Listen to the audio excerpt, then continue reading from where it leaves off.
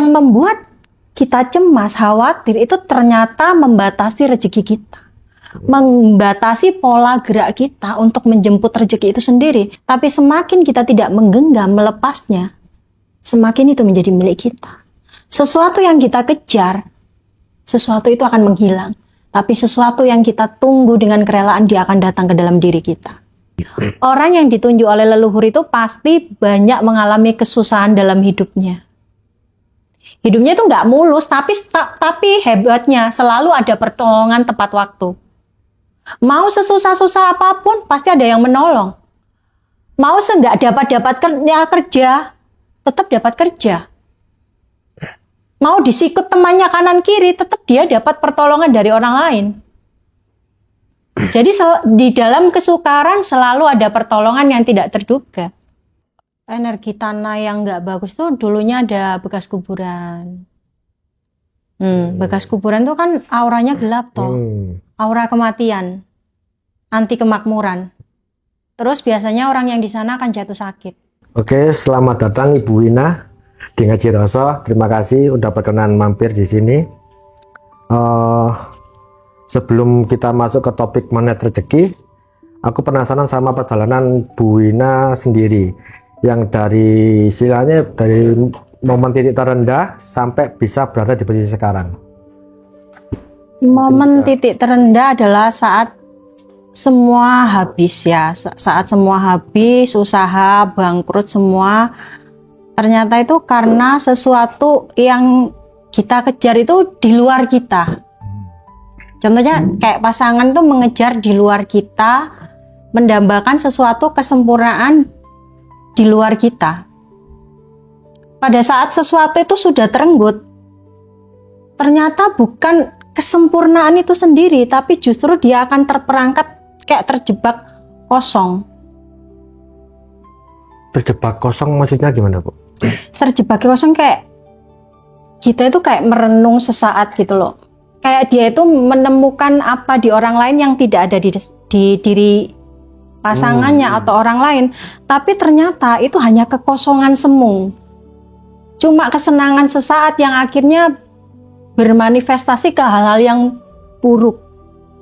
Kadang-kadang kan kita sebagai manusia itu mencari ketenangan, kedamaian, kebahagiaan tuh di luar kita. Padahal sesungguhnya itu ada di dalam diri kita, itu sudah ada semua itu. Ketika Tuhan membawa kita ke dunia ini, berarti Tuhan punya tujuan.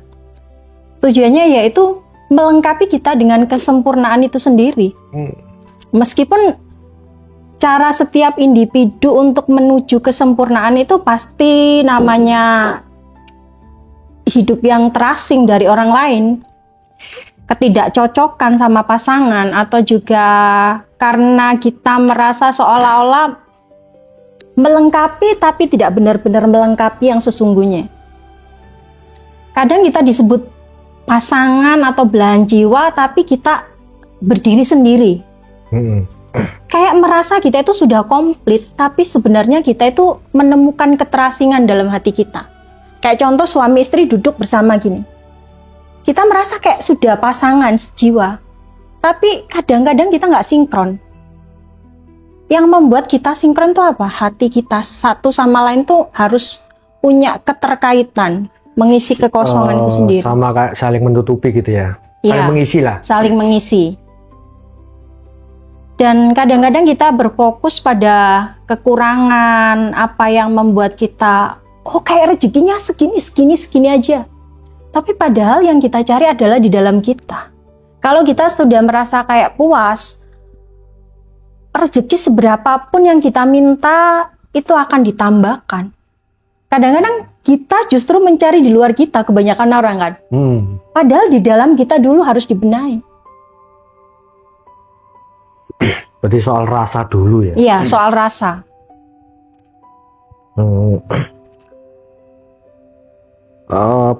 Kita kan tahu banyak orang yang sudah bekerja keras, kerja dari pagi sampai malam, tapi kayak pendapatannya atas rezekinya tuh di situ aja, kayak stuck gitu loh, Bu.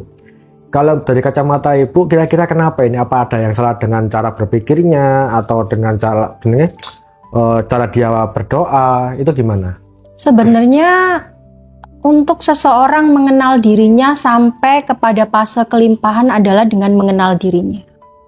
Apa yang dibutuhkan dia itu sudah disediakan sama semesta. Tapi ternyata kadang-kadang kita sebagai manusia itu mengartikan kelimpahan kita, kesempurnaan kita melalui jendela orang lain.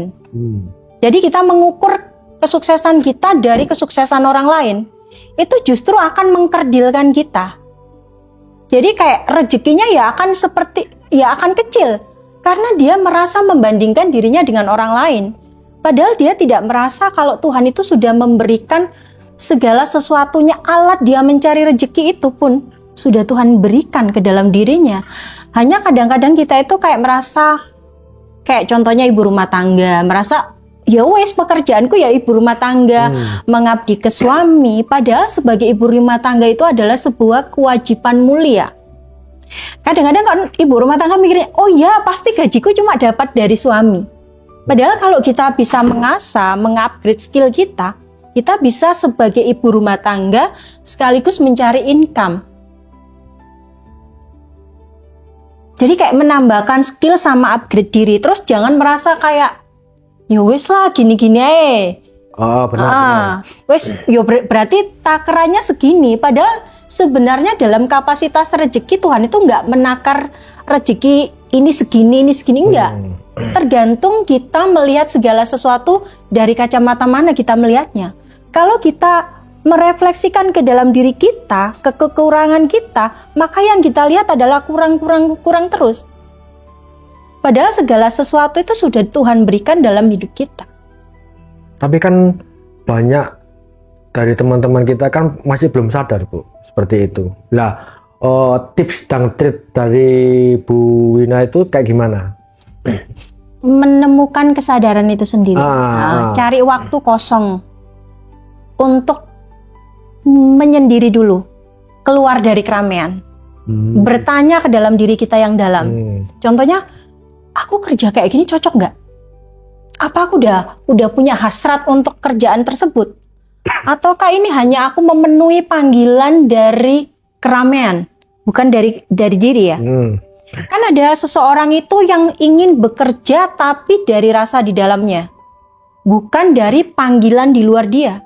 Tapi kalau dia menekuni segala sesuatu panggilan di luar dia, itu nggak akan ada inovasi, akan stagnan. Oh iya benar. Jadi mencarinya di dalam. Kayak contohnya solusi, kita mau bertanya, contohnya kita ada dalam masalah kondisi yang ruwet, nggak tahu mau ngapain dan harus bagaimana untuk menjembatani itu semua. Tanyanya ke dalam diri. Jawabannya semua itu terpapar jelas di sana. Mengenal diri dulu. Jadi mengenal mengenal diri, potensi apa yang cocok buat dirinya. Nanti pasti bakal ketemu jawaban di sana ya. Iya. Terus saya pernah melihat postingan ibu di sosial media. Ibu berkata kelemahan kita adalah kekuatan yang masih berselimut kabut keraguan. Mungkin bisa di breakdown maksudnya gimana, Bu? Dan apa kaitannya kabut keraguan itu dengan rezeki? Sebenarnya keraguan kita itu yang membuat kita stagnan. Mau apa-apa ragu, kayaknya aku mau begini, takutnya begini. Kita terlalu memikirkan reaksi orang di luar kita. Padahal kalau kita mau berjalan mengikuti tuntunan alamiah, kita akan keluar dari breakdown itu, nggak ada keterbatasan. Jadi segala sesuatu itu jangan terlalu mengikuti kecemasan, mengikuti kesedihan, karena rasa yang ada di dalam hati itu selalu berganti-ganti. Tapi kalau sejatinya di dalam diri kita, ya tetap satu, manunggaling Gusti. Ya, manunggaling kawula Gusti. Terus seberapa besar pengaruh kita terhadap aliran rezeki, pengaruh pikiran ya? Apakah pikiran bisa benar-benar menembus waktu masa lalu dan masa depan? Bisa. Karena saya waktu itu mengalami berada di titik terendah dalam keadaan goncangan jiwa yang bikin saya stres, marah-marah nggak karuan, cemburu, membabi buta, itu ternyata yang bisa menghancurkan kita. Tapi setelah kita melewati segala sesuatu yang kelam, setelah melewati segala sesuatu kehancuran di mana kita dileburkan, ditumbuhkan kembali, di situ kita mengalami kebangkitan menjadi diri yang lebih aware sama diri sendiri. Kayaknya ya udah, aku tahu diriku seperti ini, aku tahu apa yang aku langkah, drap-drap kehidupan ini seperti apa yang aku ikuti, irama dan polanya aku selalu mengikuti itu. Tadi Ibu menyebut apa namanya titik terendah ya. Mungkin bisa lebih disepil Bu ya. Apa namanya biar teman-teman ini mungkin bisa mengcopy paste dari perjalanan Ibu dulu waktu di titik terendah sampai bisa di posisi sekarang. Itu titik terendahnya seperti apa? Terus langkah Ibu kayak gimana? Titik terendah adalah tidak ngapa-ngapain dan tidak mau ngapa-ngapain karena merasa ya udah aku ini bodoh, ya wes aku nggak tahu harus ngapain. Tapi ternyata justru di posisi terendah itu saya sadar bahwa segala sesuatu itu bisa di breakdown. Apa yang membuat kita cemas, khawatir itu ternyata membatasi rezeki kita, membatasi pola gerak kita untuk menjemput rezeki itu sendiri. Kadang-kadang rezeki itu tidak bisa kita biarkan kayak berpangku tangan, ya wes aku wes begini aja gitu ya. Tapi rezeki itu harus kita jemput. Tapi polanya adalah dengan mengupgrade diri, semakin aware dengan kesadaran, terus enggak terlalu mengikuti arus rasa. Kayak lagi marah ya udah ungkapkan kemarin, enggak.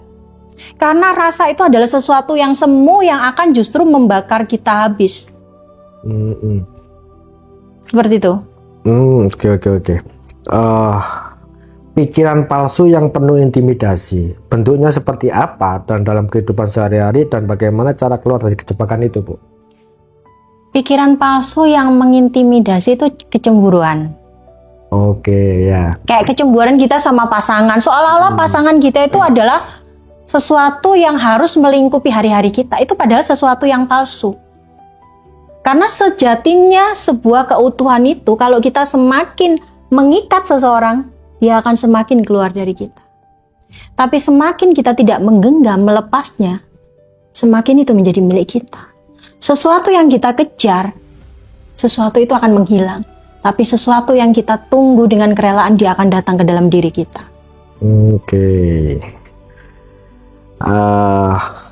Ibu kan percaya bahwasannya setiap individu yang hidup kan pasti mempunyai misi besar dari Tuhan. Tapi kenapa banyak yang tidak menyadari dan justru hidup dalam keterbatasan, Bu? Karena mereka belum tahu keberadaan dirinya yang besar, keberadaan dirinya yang penuh kesempurnaan, penuh kelimpahan, dan penuh sumber daya. Karena mereka sejak lahir itu sudah dibekali alat sama Tuhan. Kayak contohnya kita bekerja sebagai arsitek, mereka pasti udah dikasih tuntunan-tuntunan sama sang sumber kehidupan itu sendiri. Tapi kadang-kadang manusia itu lupa, suka membatasi. Oh ya, wes kayak kemampuanku seperti ini ya udah, aku nggak bisa bergerak terlalu jauh. Kayaknya aku cuma bisa berjalannya 10 km, padahal di luar itu kamu masih bisa terus berjalan dan melangkah. Seperti itu. Bu, apa namanya? Ya, minum dulu. Ya, silakan. Masih banyak di kalangan kita kan percaya dengan jimat, perdukunan sebagai jalan sukses, ya kan? Menurut Ibu Mina, apakah yang sebenarnya terjadi pada lapisan energi kita, seseorang bergantung pada hal itu, Bu? Sebenarnya kalau kita melihat, ini saya punya pengalaman ya. Ya. Kadang-kadang orang itu merasa kalau pakai jimat, pakai susu itu merasa, oh sesuatu kayak cantik, luar biasa. Padahal di dalam kita itu ada energi gelap yang begitu pekat, yang nggak bisa digambarkan.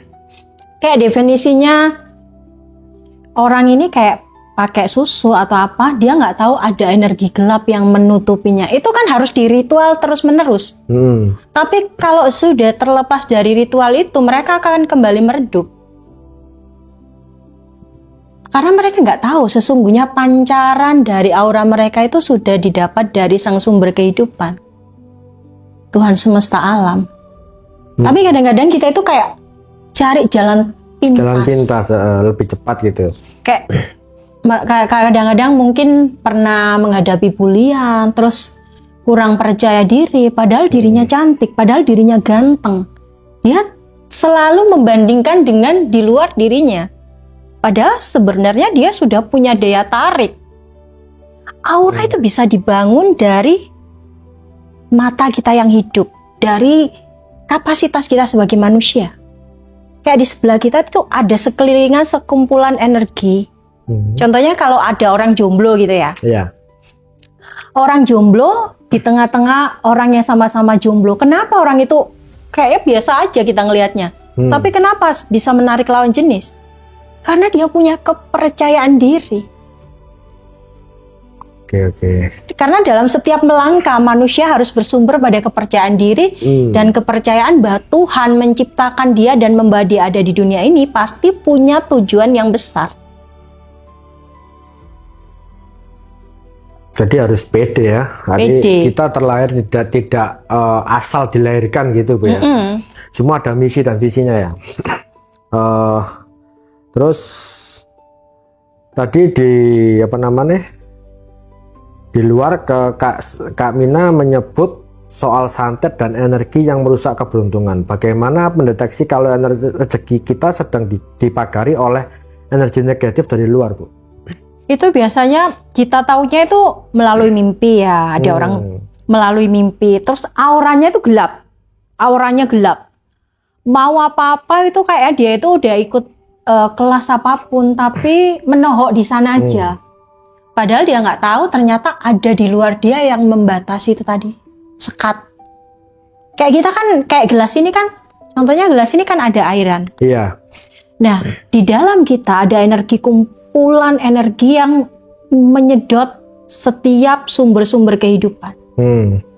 Karena kita mencarinya di luar kita. Kekosongan itu yang diisi oleh energi-energi yang tidak baik yang masuk. Yang itu akhirnya membentuk energi kosmik yang mengikat rezeki kita jadi kayak mandek. Sebenarnya kita nggak menginginkan, tapi mungkin kita tidak tahu ada orang-orang yang tidak menyukai kita, sehingga sesuatu itu kayak melingkupi gitu, kayak aliran air yang berpusar. Terus bagaimana untuk bisa memecahkan sebuah siklus itu sendiri? Dengan kembali kepada Tuhan, menemukan kesejatian diri kita. Berarti cara menetralkannya tetap kembali ke dalam lagi, Bu ya? Kembali ke dalam lagi. Oke. Pokoknya nggak boleh terbawa oleh perasaan.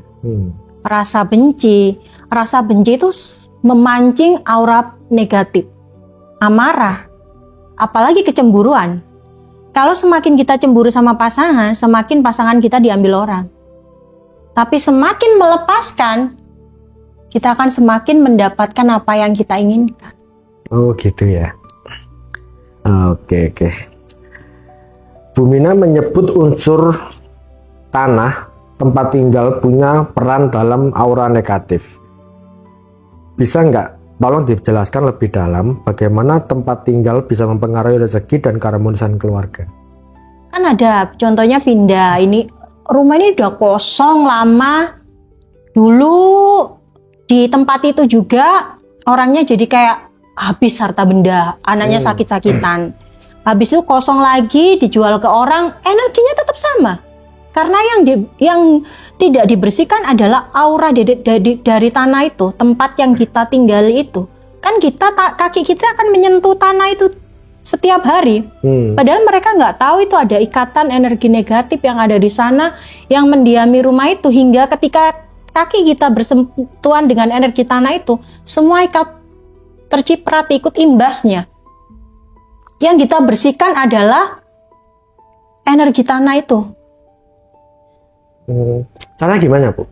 Caranya dengan kayak kan di dalam kayak kayak kalau orang Jawa kan nyebutnya kalau wilayah barat, wilayah timur itu kan ada kayak danyangnya atau rajanya gitu ya. Nah, kita harus tahu dulu filosofi dari tanah itu. Dulunya itu tempat apa? Oh, berarti historinya ya? Historinya kita harus tahu dulu. Apa yang membuat semua yang tinggal di sana kena kutukan atau semua sakit tiba-tiba? Kita kan nggak tahu.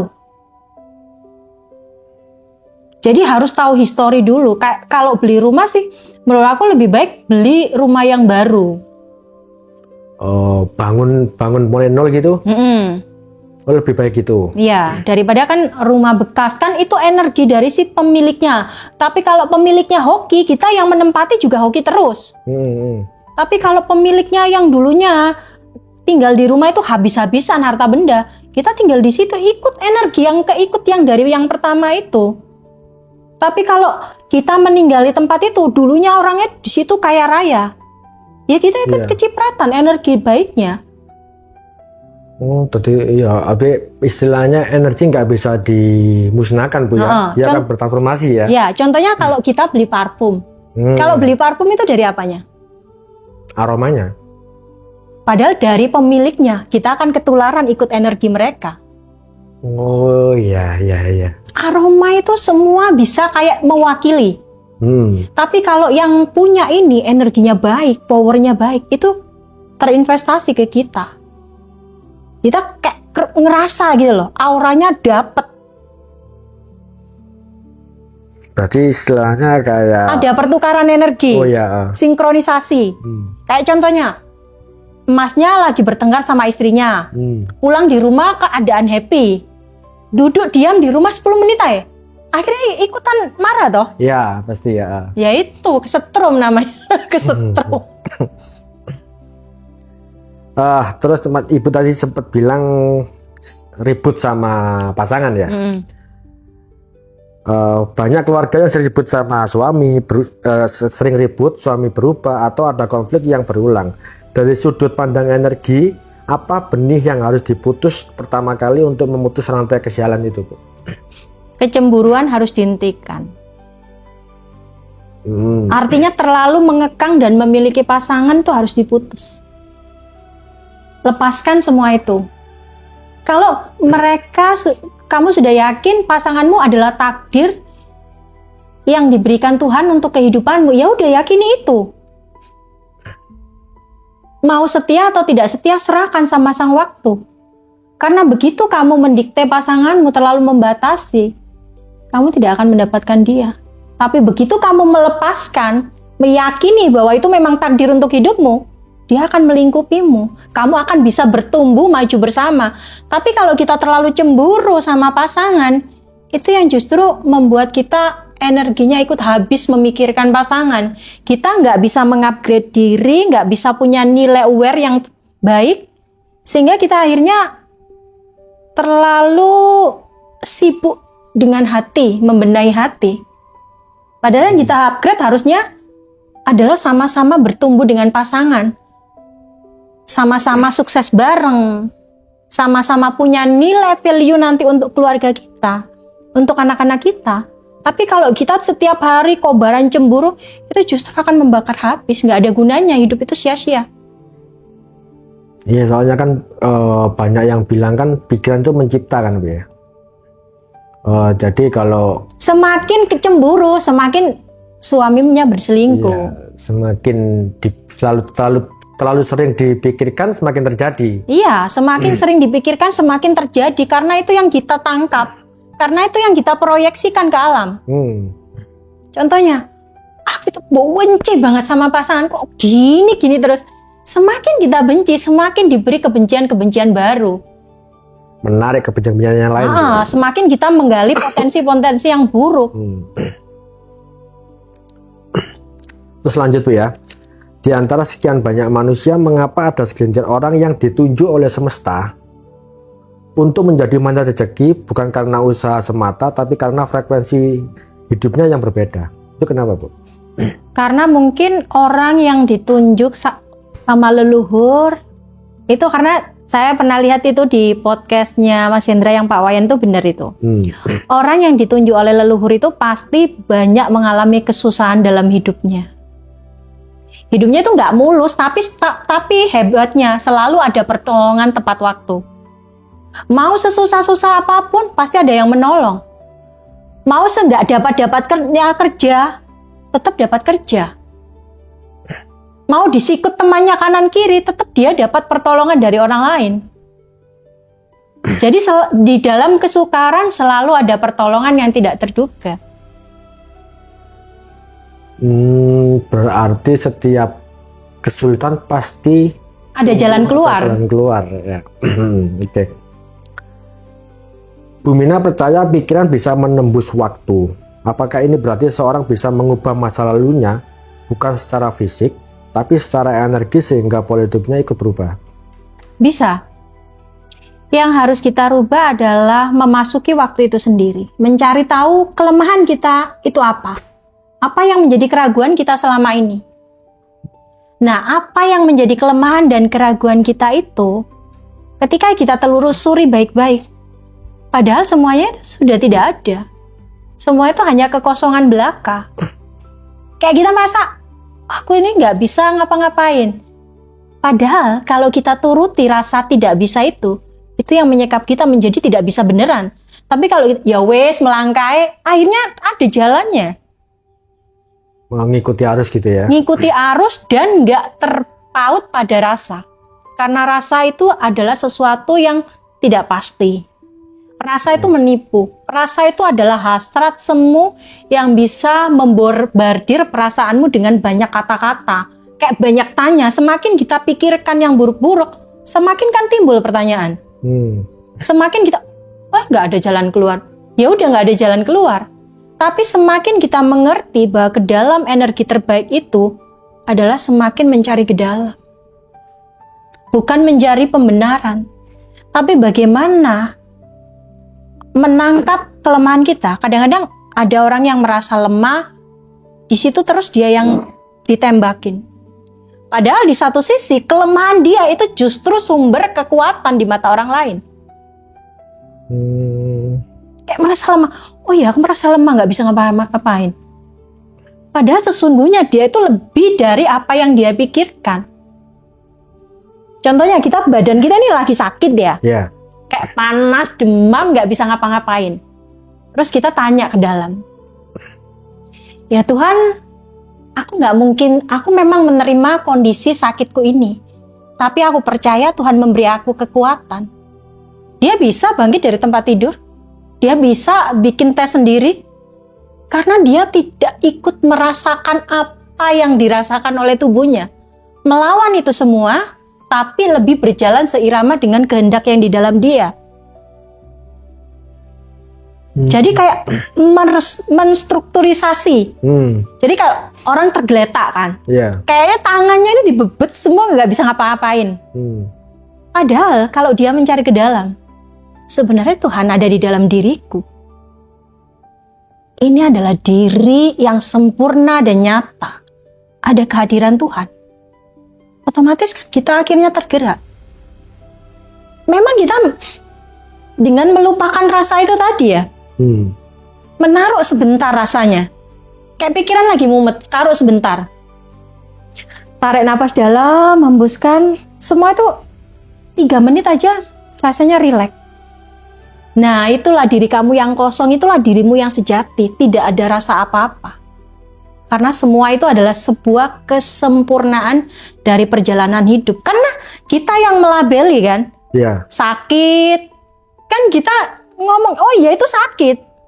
Padahal sakit sama sehat itu sama aja. Semua adalah kekosongan dan ketiadaan dari rasa itu sendiri. Nggak ada yang di atas, nggak ada yang di bawah. Semua itu hanya label. Nggak ada yang enak, nggak ada yang nggak enak. Semua hanya label. Karena kita yang melabeli itu tadi.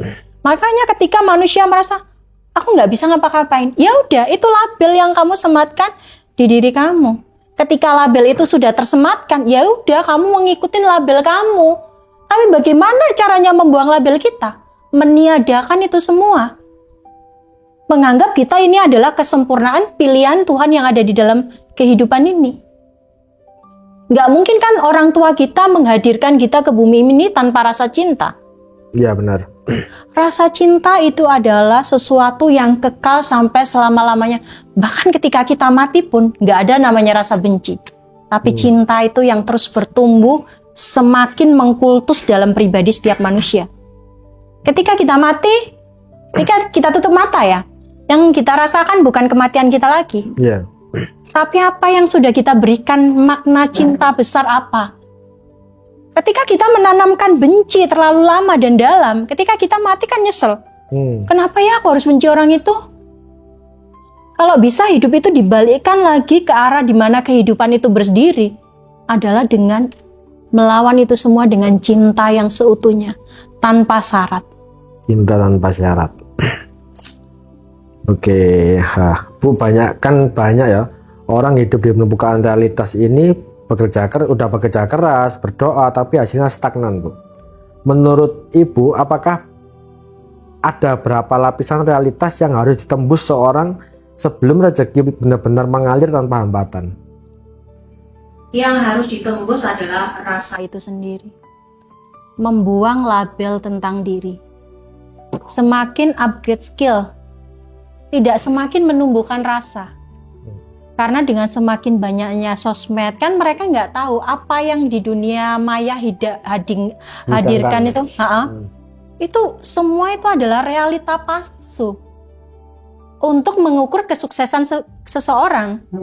Padahal kalau kita sebagai orang yang merasa rendah diri, menganggap diri ini tidak ada apa-apanya, mereka itu hanya melihat sebuah bayangan palsu. Padahal mereka itu sudah penuh kesempurnaan. Kadang-kadang ini yang banyak generasi kita yang merasa kayaknya karena mungkin dibully waktu sekolah itu juga bisa menumbuhkan rasa tidak percaya diri. Karena memiliki orang tua yang sering bertengkar itu juga bisa memiliki trauma buat anak kita. Dan seiring berjalannya waktu, hal-hal yang tidak mengenakan itu yang menjadi proyeksi kita, yang menjadi cerminan kita. Sehingga kita merasa berjalan itu seolah tidak lapang. Padahal jalan kita itu sudah disediakan. Tinggal bagaimana kita merefleksikannya, semuanya itu adalah cinta. Oke.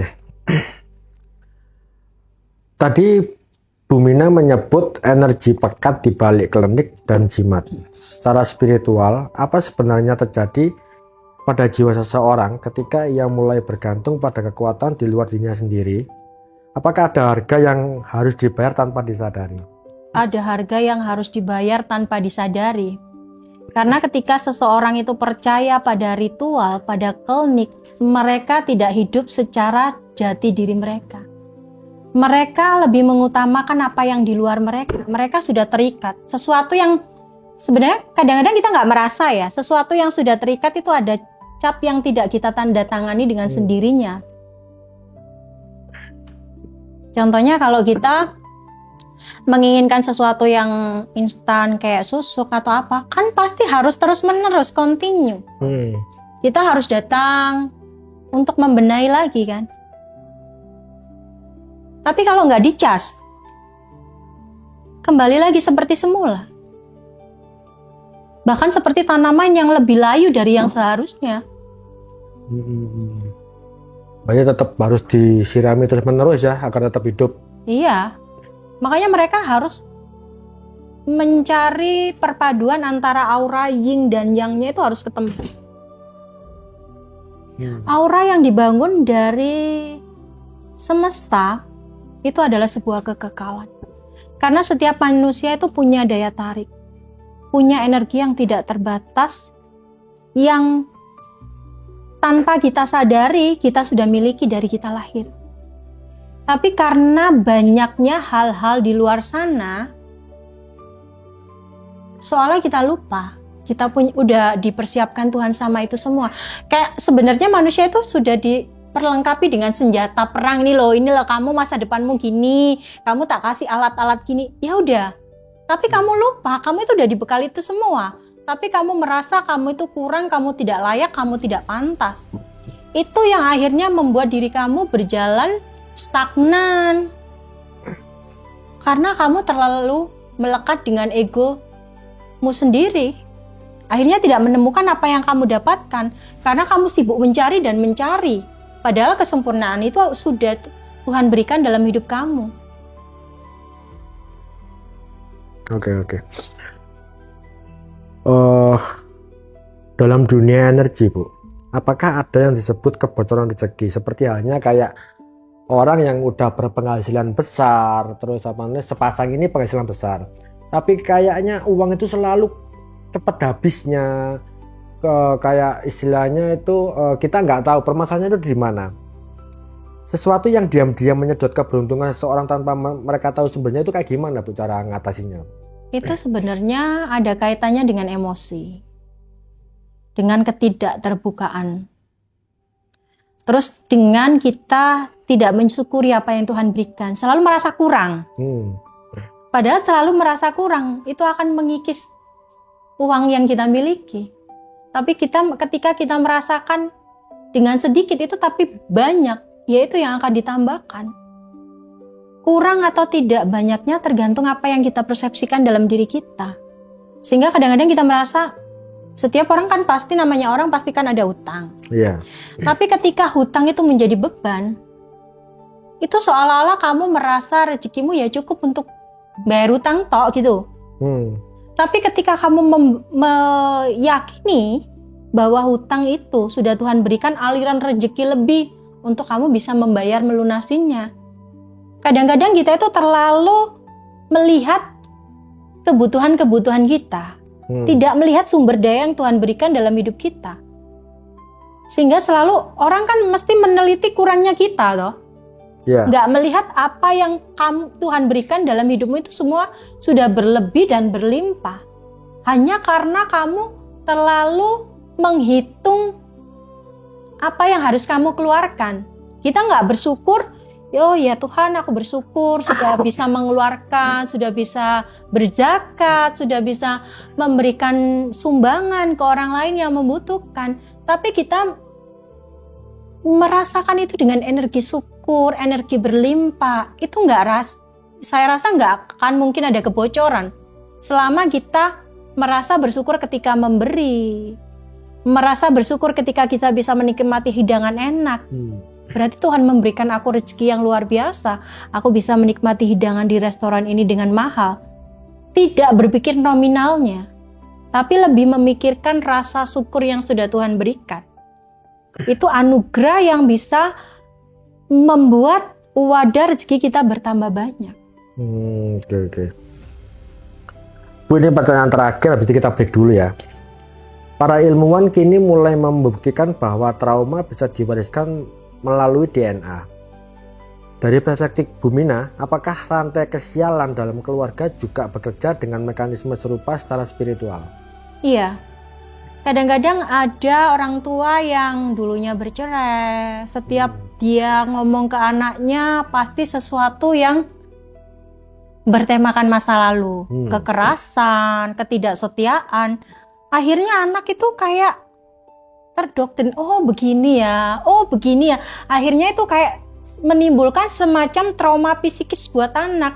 Dan akhirnya itu adalah gen-gen yang tidak baik yang diturunkan orang tua ke anak. Jadi seandainya pun hidup kita kacau balau, usahakan ngomong sesuatu yang baik ke anak kita. Supaya itu jadi bekal mereka untuk kedepannya. Jadi nggak terfokus masalah kita ya anak harus tahu, nggak perlu. Anak harus tahu bahwa kita itu figur orang tua yang kuat, orang tua yang bisa mengatasi segala masalah. Mesti kadang-kadang kita kan setiap masalah tuh nggak bisa langsung dicari jalan keluarnya hari itu juga. Kadang-kadang orang itu tertumbuk ke masalahnya itu karena dia, aku harus cari jalan keluar hari ini juga. Padahal jalan keluar itu nggak bisa harus saat nyep gitu loh maksudnya. Benar. Kan harus bertahap. Nah kadang-kadang otomatis orang tua yang nggak bisa mencari jalan keluar, akhirnya marah ke anak toh. Kamu ini. Akhirnya itu jadi kayak trauma bagi anak. Akhirnya gedenya anak juga niru orang tuanya kayak gitu. Jadi selalu cari kambing hitam. Seorang bisa saja sudah memaafkan, sudah berdoa, sudah berusaha, tapi siklus buruknya tetap berulang. Kira-kira apa yang sebenarnya masih tersisa yang belum diselesaikan? Masa lalu. Kadang-kadang orang itu punya histori atau rekam jejak yang belum dia selesaikan sendiri. Secara personal ya. Kadang-kadang orang itu nggak tahu kalau dia pernah punya rekam jejak yang jelek. Maksudnya tidak bisa mengampuni apa yang sudah dia lakukan. Dia berusaha ingin membalikkan arah. Contohnya ingin menyempurnakan masa lalu, padahal masa lalu itu adalah sebuah proyeksi dari dia yang lama. Dia berusaha merevisi, tapi dia tidak berusaha untuk mengampuni dirinya yang lama, untuk menjadi memperbarui diri yang baru. Lupa dengan kondisi dulu. Kalau membalikan segala sesuatu seperti versi diri kita yang terbaik, nggak bisa. Kita harus memberikan pengampunan ke diri kita yang lama. Baru itu semua bisa ditata ulang. Jadi harus mengingat dulu rekaman-rekaman yang dulu yang pernah membuat kita sampai seperti ini gitu dulu. Ya. Menurut Bu Wina menyebut unsur tanah tempat tinggal. Apakah ini berarti ada tanah yang secara kosmik menolak kemakmuran bagi penghuninya? Dan bagaimana seseorang tahu apakah ia sedang tinggal di atas energi yang mendukung atau menghambat? Kalau energi tanah yang nggak bagus tuh dulunya ada bekas kuburan. Bekas kuburan tuh kan auranya gelap toh. Aura kematian, anti kemakmuran. Terus biasanya orang yang di sana akan jatuh sakit. Jadi energi tanah yang anti kemakmuran ada. Ada orang yang tinggal di situ sampai habis-habisan. Harta benda nggak tahu kemana, pokoknya habis saja gitu. Orang yang tiba-tiba sehat jadi sakit-sakitan. Tidak meneliti dulu. Jadi kalau dulu tempat tinggal kita itu bekasnya orang yang kaya atau bekasnya orang yang sukses, itu energinya nular. Tapi tinggal di rumah tersebut bekasnya orang yang habis kayak bangkrut-bangkrutan, pernah sakit-sakitan, itu nular, energi itu terbawa terus ke penghuni yang baru juga. Makanya kadang-kadang kalau di orang Jawa itu kan kayak ada ruatan itu, pembersihan aura negatif rumah itu. Untuk apa? Memotong siklus yang tidak baik itu. Kayak dibacakan doa-doa gitu. Supaya apa? Membuang kayak singkapan kayak gitu kan, ada kayak gerbangnya toh. Gerbang yang menghubungkan pintu satu ke pintu satu. Nah, gerbang itu bagaimana untuk menyingkirkan gerbang itu tapi dipindah ke tempat lain. Nggak bisa kita tiadakan gerbang itu, nggak bisa. Dipindah ke yang lain. Bukan ke rumah orang lain. Kalau kita pindah ke rumah orang lain, itu artinya menutup rezeki orang lain, menutup rezeki kita sendiri juga. Iya, benar. Jadi harus dipindah yang ke memang benar-benar tempat itu untuk pemindahan energi buruk itu. Biasanya itu dilakukan orang yang punya keahlian khusus ya, memindahkan energi. Itu kan kadang-kadang rumah itu kan ada yang angker. Kebanyakan biasanya siklusnya itu di kamar mandi atau di kamar. Kenapa di kamar atau apa? Karena lembab udaranya, ketutup terus, nggak ada energi matahari masuk.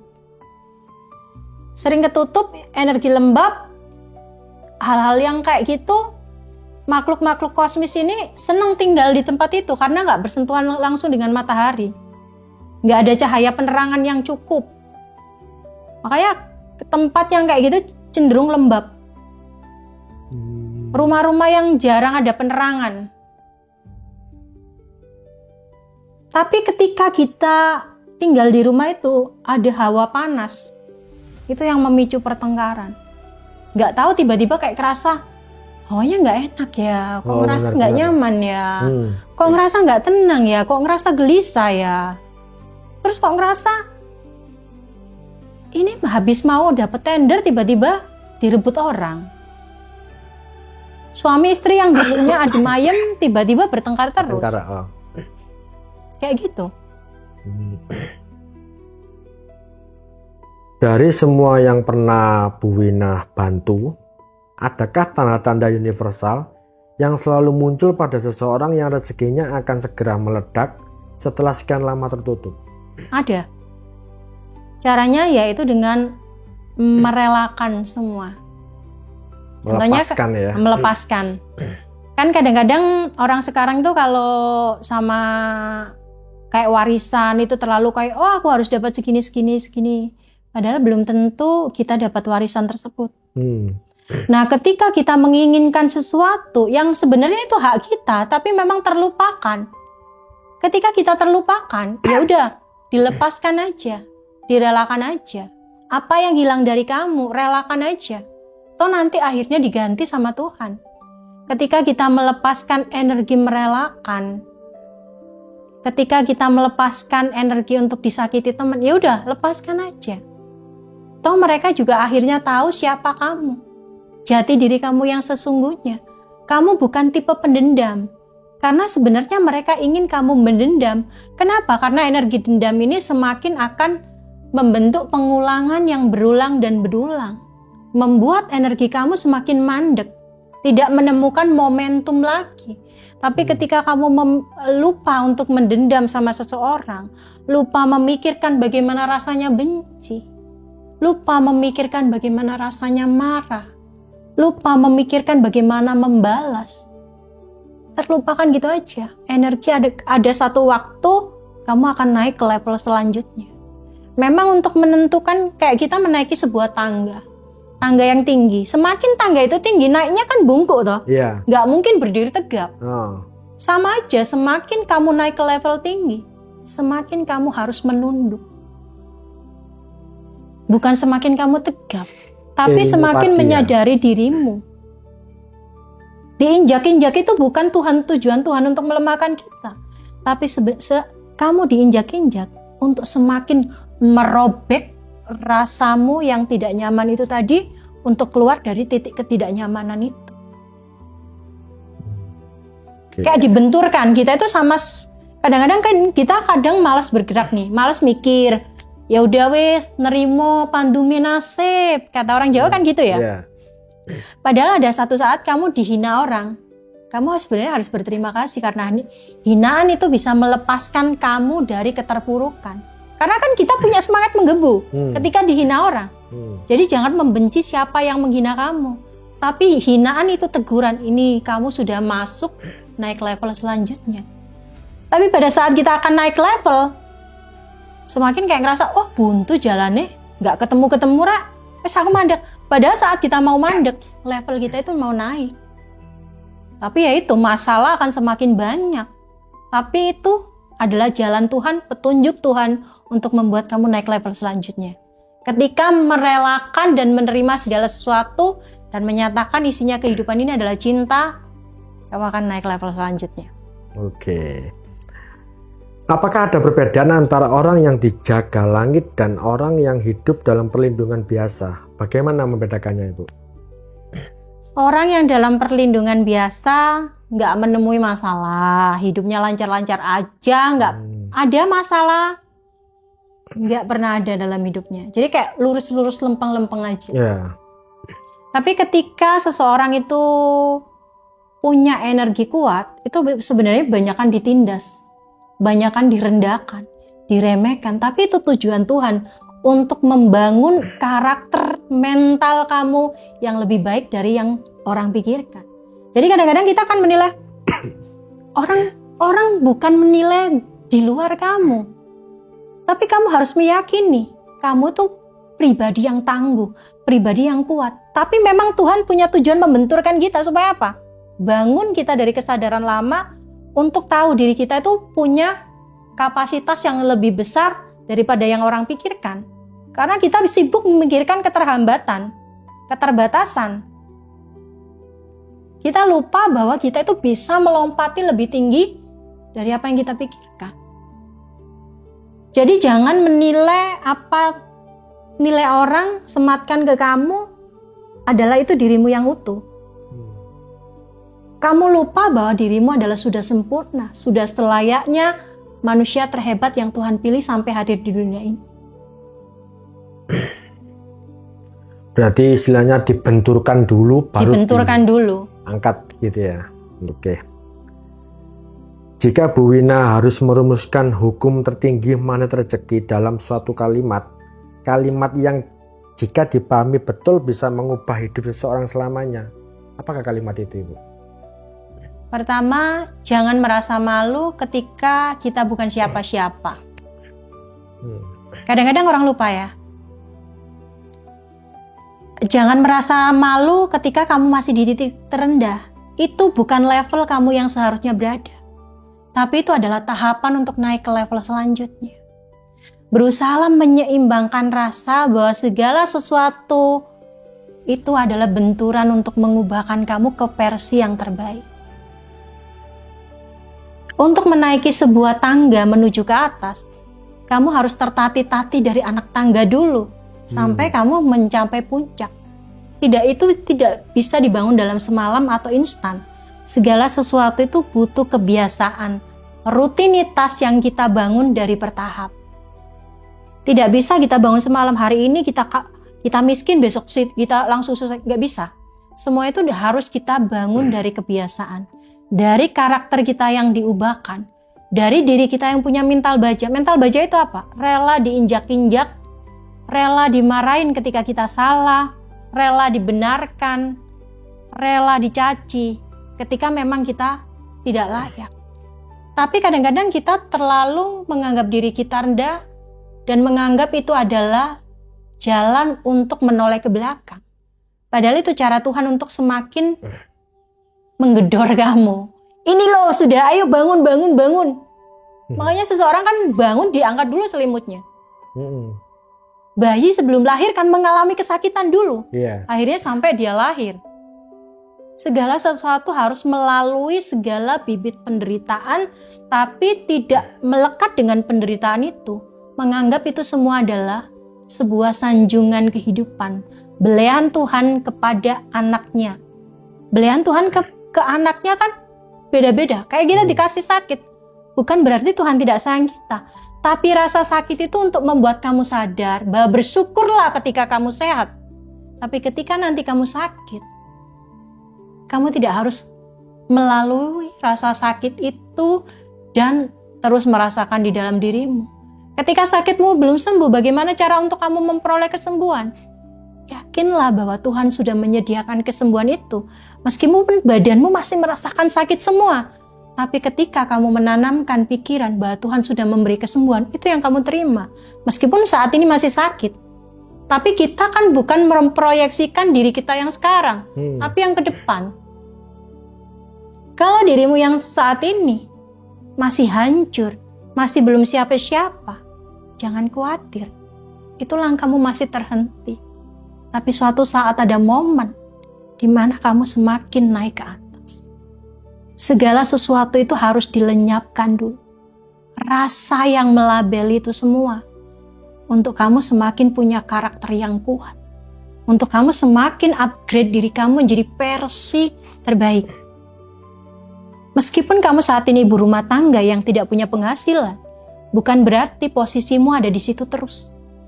Ada satu waktu kamu merasa bahwa ibu rumah tangga adalah sesuatu yang baik, tapi kamu merasa perlu upgrade diri, upgrade keterampilan. Untuk apa? Untuk kamu punya income sendiri. Itu tidak mustahil. Segala sesuatu itu bisa kamu bangun dari hal-hal kecil dengan menyadari diri kamu adalah diri yang berharga, diri yang sempurna, diri yang sudah Tuhan takdirkan dalam garis kehidupan apapun. Bahwa segala pertempuran, segala rasa lelah, segala rasa sakit itu bukan menampar kamu semakin untuk lengah ke bawah, tapi untuk semakin kamu melihat ke atas. Diri kamu ada di level teratas. Ini hanya sementara. Menunggu kesiapan kamu untuk mencapai itu semua. Nikmati setiap proses tanpa mengeluh dan bertanya, sampai kapan Tuhan? Tidak ada pertanyaan, tapi terus melangkah, mengayun langkah, pelan-pelan tapi pasti. Kamu pasti ada di satu kondisi, kamu di level teratas.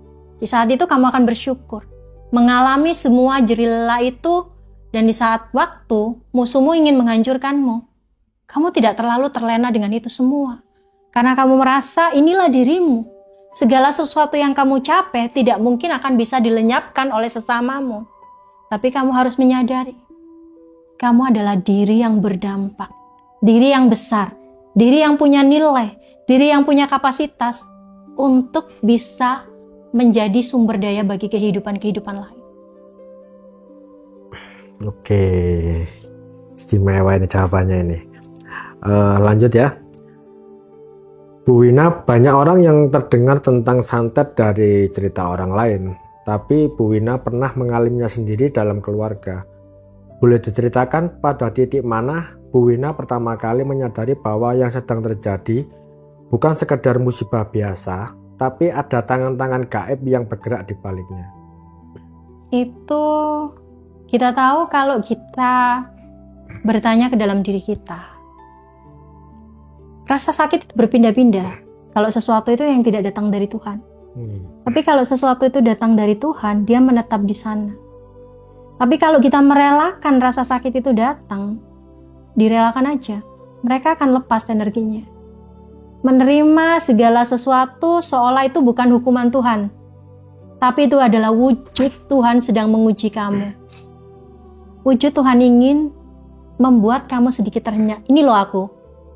Kamu ada di titik ini bukan untuk aku hajar, tapi untuk aku bentuk karakter kamu untuk semakin aku kuatkan. Dalam apa? Dalam spiritual. Amarahmu akan lenyap kalau kamu bisa menyadari musuhmu adalah sejatinya orang yang mencintai kamu. Karena mereka selalu mencari kelemahanmu. Untuk apa? Disakiti. Tapi sebenarnya kita tidak tahu. Musuh kita adalah satu-satunya orang yang mencintai kita. Karena dia mengetahui sisi kelemahan kita. Kadang kita merasa, oh musuhku itu pasti sumber bencanaku. Padahal itu adalah cara Tuhan mengirimkan mereka ke dalam hidupmu untuk membenari dirimu. Untuk kamu bisa punya karakter yang lebih baik dari hari ini. Untuk kamu bisa punya peneguhan diri tentang segala sesuatu itu adalah adanya karena campur tangan Tuhan. Mereka tidak terhadir secara nyata dalam kehidupanmu, tapi itu telah disusun dalam manuskripnya Tuhan. Kenapa itu bisa ada? Karena kamu yang memanggil mereka dalam tidak kesadaran yang tanpa kamu sadari. Karena sesungguhnya segala energi buruk itu kamu bangun dari amarah yang terus-menerus. Kamu bangun dari rasa ketidakpercayaanmu terhadap pasangan. Terus-menerus. Kamu bangun dari kecemburuan demi kecemburuan. Akhirnya, ketika itu menampar dirimu, kamu sedang disadarkan bahwa semua itu tidak perlu. Semua itu kesia-siaan. Karena dirimu sejatinya adalah sudah sejatinya sempurna. Ada dalam balutan cinta kasih semesta. Karena Tuhan bersamamu. Tuhan melihat apa yang harus dilihat. Ketika kamu merasa mencari pembenaran, ini bukan soal rasa. Kamu disakiti untuk apa? Untuk menggembleng, untuk menguatkan kamu. Ketika seseorang untuk naik ke dalam pangkat jenderal, mereka harus mengawali sebagai prajurit dulu. Mereka harus dibimbing dulu. Digempur dulu, dilatih dulu fisik mereka. Merasakan sakit, merasakan tangis, merasakan keheningan, kesepian. Tapi itu semua hanya kesementaraan. Karena dirimu yang sejati sudah utuh dan sempurna. Karena ada Tuhan yang selalu membimbing setiap langkahmu, mau tidak enak maupun enak, kamu pasti menyadari bahwa segala sesuatu itu tidak lengkap tanpa kehadiran Dia yang ada di dalam dirimu, melalui napasmu, yang terhubung langsung dengan Sang Pencipta, Tuhan semesta alam. Oke.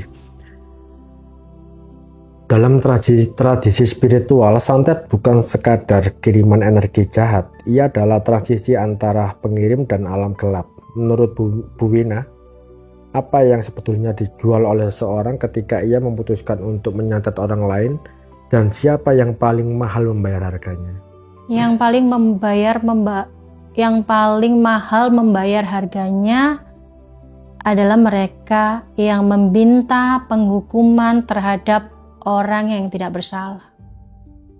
Karena mereka tidak tahu sebenarnya mereka sedang menjalin rangkaian tanda tangan tidak terlihat yang akan mengejar sampai seumur hidup mereka. Mereka tidak tahu, tapi mereka akan terus dibayangi hantu dari kegelapan. Karena itu sudah menempel, membayangi mereka sampai maut menjemput. Itu adalah sesuatu yang mahal.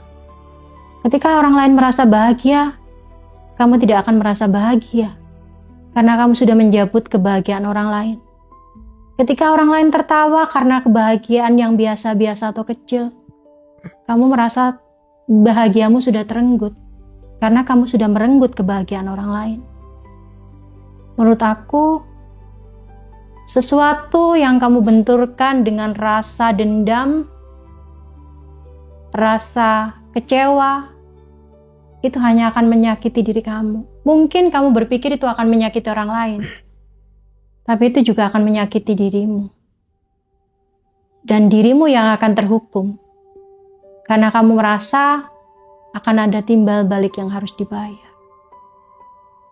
Kamu tidak tahu kapan tenggat waktunya, karena segala sesuatu itu datang secara tiba-tiba.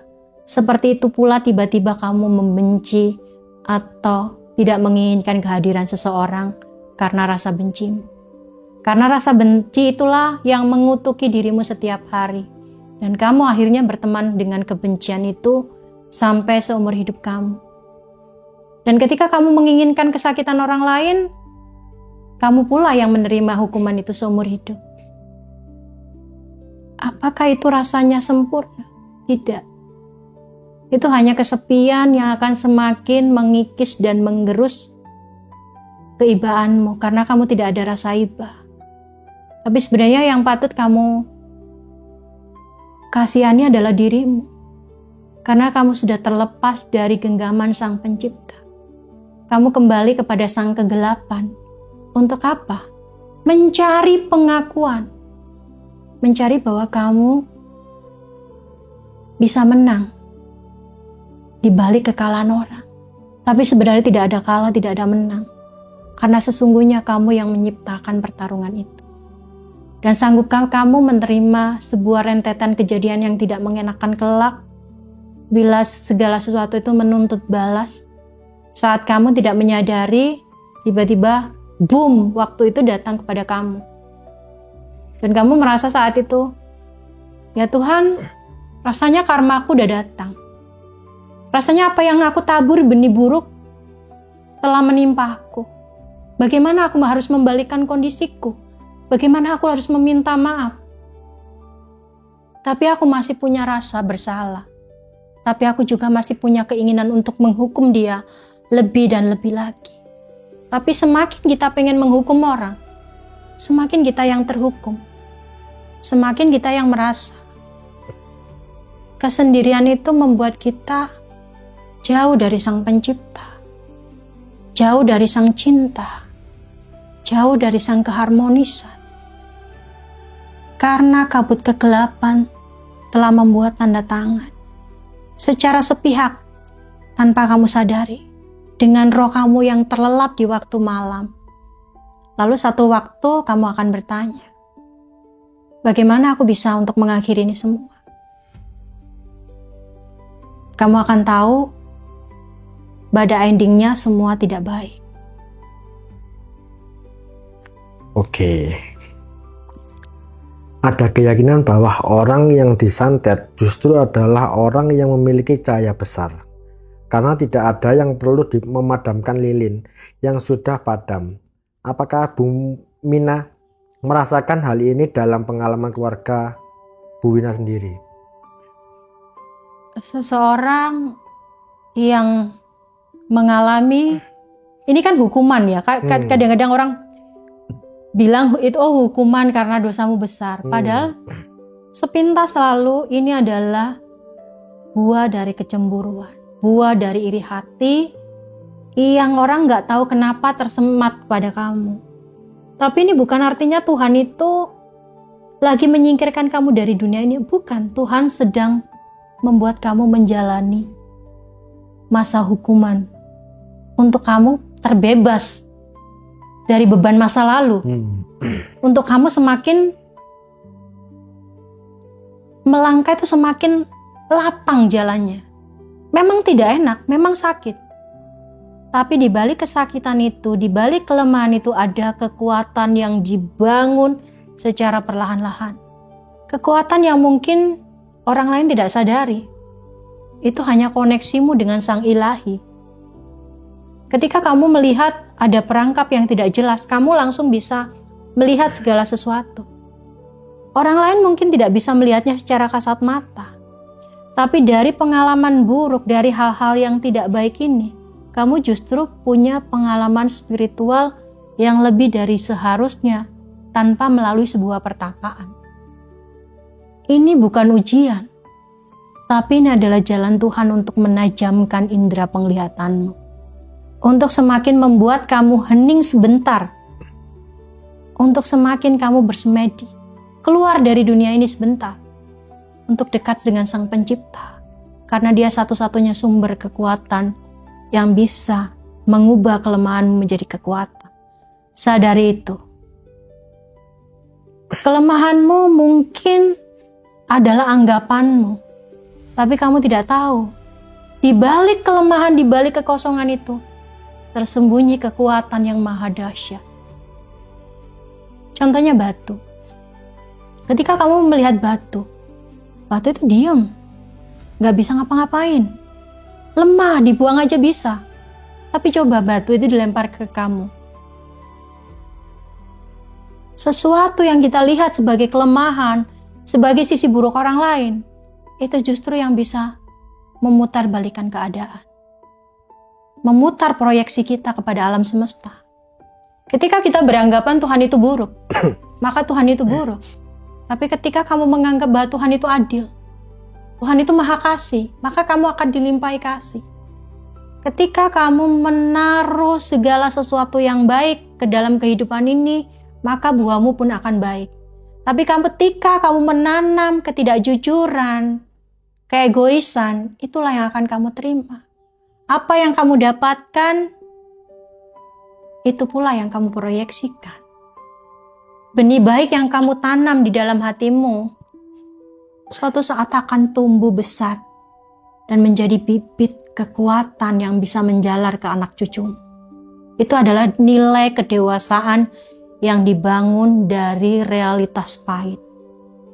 Dari keterpurukan, dari kesendirian, dari dibaku hantamkan sesamamu. Tapi itu justru semakin menajamkan kamu menjadi pribadi yang lebih kuat. Menjadi pribadi yang lebih bisa tahu di mana letak sejatinya manusia. Dan bagaimana mengubah siklus kekalahanmu menjadi siklus kemenangan besar. Kita harus masuk ke momentum. Masuk ke sang waktu itu sendiri. Berdamai dengan masa lalu. Berpikir bahwa apa yang hari ini kita kejar, ketika kamu menyadari apa yang kamu kejar sudah selayaknya hak kamu, maka itu yang akan diberikan Sang Pencipta. Jangan bertanya kapan dan sampai kapan masa depan cerah akan kamu peroleh, tapi selalu nikmati aliran itu.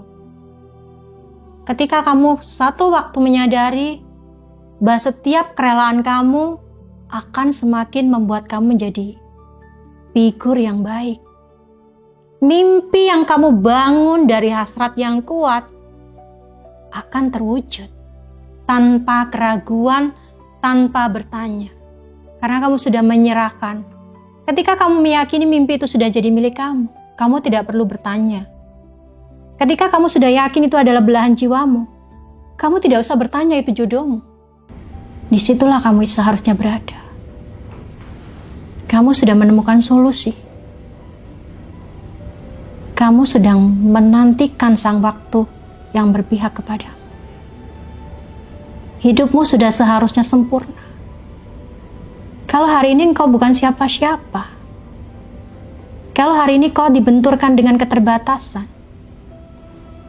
Itu bukan menandakan Tuhan menaruhmu di tempat terendah. Tapi itu adalah Tuhan untuk menyadarkan kamu.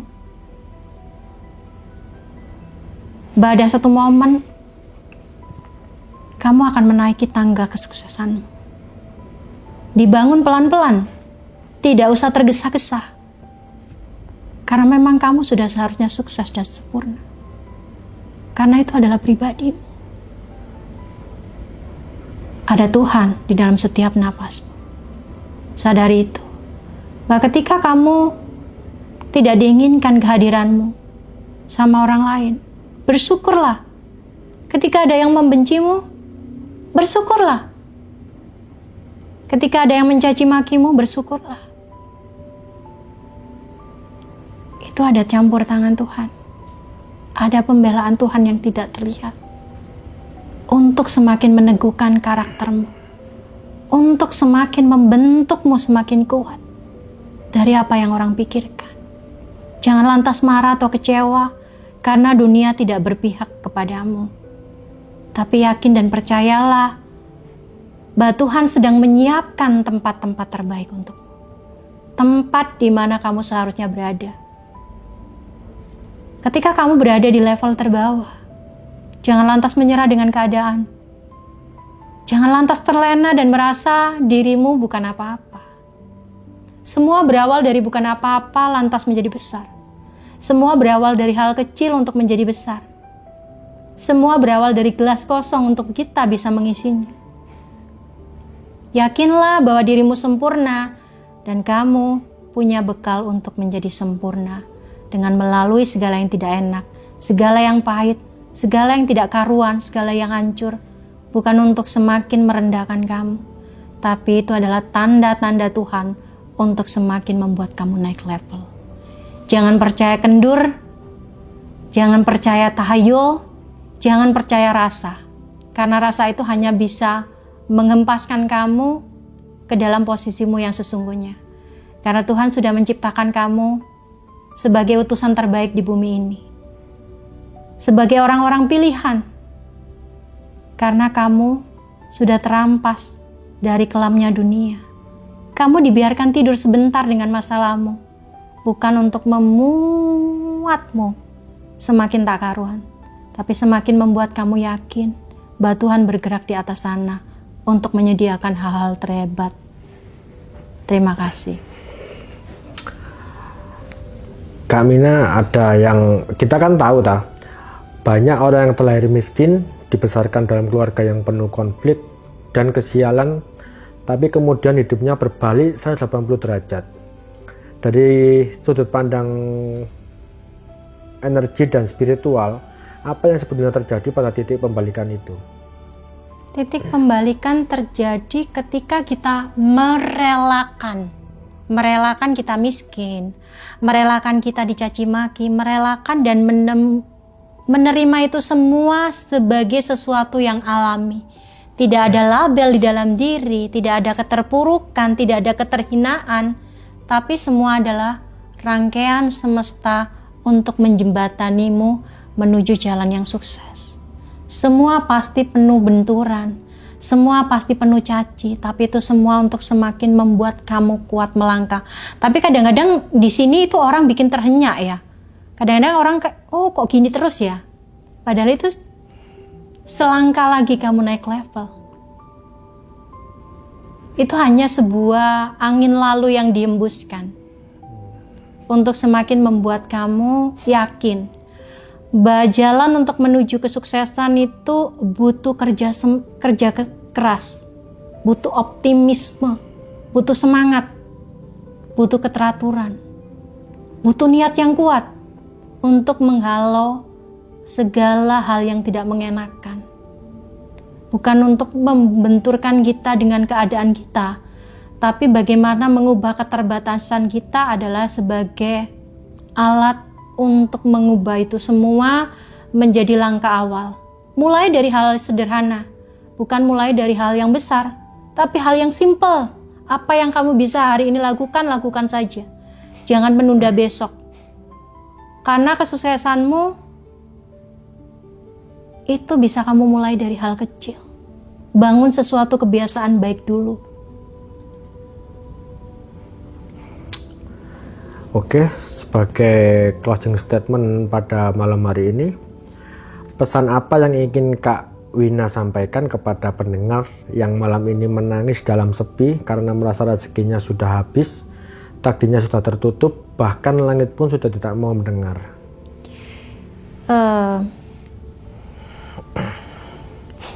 Ada wanita yang menangis di kamarnya sendirian, seolah semua sudah hancur. Padahal kehancuran ini adalah awal untuk kamu bangkit dari keterpurukan. Ketika kamu merasa menangis, menangislah sepuas-puasnya. Tapi untuk esok kamu jangan menangis lagi. Ini hanya buaian Tuhan. Buaian Tuhan dengan cara yang tidak seharusnya. Mungkin kamu merasa tidak pantas untuk menerima hal-hal yang tidak mengenakan. Tapi itu hanya label kamu. Sebenarnya kamu itu sempurna. Mungkin saat ini posisimu lagi dijungkir balikan. Tapi itu bukan lantas Tuhan lepas tangan. Tuhan sedang mengembleng kamu. Mengubahkan pribadimu yang lemah menjadi kuat. Kamu melihat saat kamu menangis itu adalah sebuah kelemahan. Tapi itu adalah bentuk pelepasanmu untuk mengungkapkan kesedihanmu. Karena segala sesuatu yang berkaitan rasa tidak akan bertahan lama. Karena sesungguhnya rasa itu hanya label yang kita sematkan pada jiwa kita untuk semakin kita mensudutkan diri sendiri. Karena sesungguhnya kamu adalah karakter yang kuat, karakter yang gigih, karakter yang punya semangat, karakter yang bisa untuk naik level.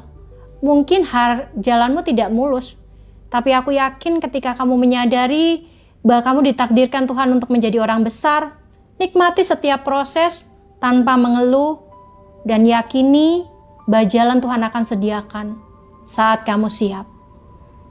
Terima kasih. Oke teman-teman, terima kasih sama Bu Wina pada malam hari ini. Nah, kita akan ketemu lagi teman-teman. Terima kasih.